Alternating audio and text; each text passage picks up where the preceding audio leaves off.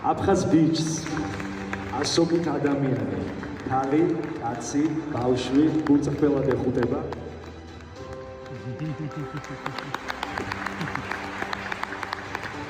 დაური დაკვირვებულია ქართველების მხრიდან ასეთი თბილი დამოკიდებულებით, რადგან მას მთელი ცხოვრება უქმებოდნენ, რომ ქართველები არიან მტრები. დაურ გუავა 1994 წელს დაიბადა, შეიარაღებული დაპირისპირების დასრულების შემდეგ ომი არ უნახავს, მაგრამ გარსეუმყოფებისგან იგებდა თუ რა ხდებოდა, მოგვიანებით მიხვდა, რომ ეს იყო მხოლოდ ერთი მხარის დანახული სიმართლე, მეორე მხარის სიმართლე კი აქ თბილისში გაიგო მან. თბილისში კი გაგრაში გაცნობილი ქართველი მეგობრების წყალობით მოხდა, მასე განსაკუთრებულად ძლიერი შთაბეჭდილება ადამიანებთან ურთიერთობა მოახდინა, როცა იგებდნენ ვინ იყო და საიდან ჩამოვიდა.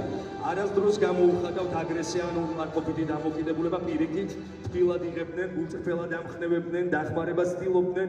ეს მისთვის სრულიად მოულოდნელი და ძალიან მნიშვნელოვანი გამოცდილება იყო. სწორედ ამ ურთიერთობებმა დაუნგრია საბოლოოდ ის სამყაროს სურათი, რომელსაც ბავშვობიდან უხატავდნენ. მას დაური გახლავთ ბლოგერი, მან 2022 წელს თბილისში თანამოაზრეებთან ერთად ახალგაზრდული მოძრაობა ამრა დააფუძნა და აქტიურად მუშაობს აფხაზეთის კონფლიქტის მშვიდობიანი მოგვარების მიმართულებით. აპლოდისმენტი არ ჩერდება, მე გავაგრძელებ კითხვას. ის განახორციელებს სხვადასხვა პროექტს ქართულ-აფხაზური ურთიერთობების აღდგენის მიზნით, საუბრობს კონფლიქტების გადაჭრის თანამედროვე გზებზე და სხვა მრავალი. და დაურს თქვენი მქუხარი აპლოდისმენტი კიდევ ერთხელ.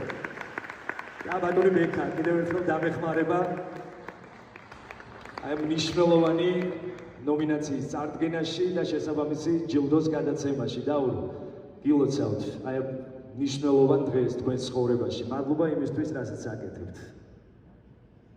გამარჯობა მეგობრებო, ჭამის სახელი დაურ, მე ვარ აფხაზი და Будешь акулена, цота, выскажусь на русском языке, с вашего позволения. Мадлоба. Я очень благодарен вам за приглашение, организаторам данного мероприятия, потому что я думаю, все это, в принципе, не только здесь находящиеся люди, но и вся Грузия сегодня переживает за целостность Абхазии, да, также и за абхазский народ. И я считаю, что мы с вами делаем совместную работу, может быть, мы ее делаем в разных местах, но это наша общая болезнь. Я так же, как и вы, сегодня переживаю за все, что происходит между нами.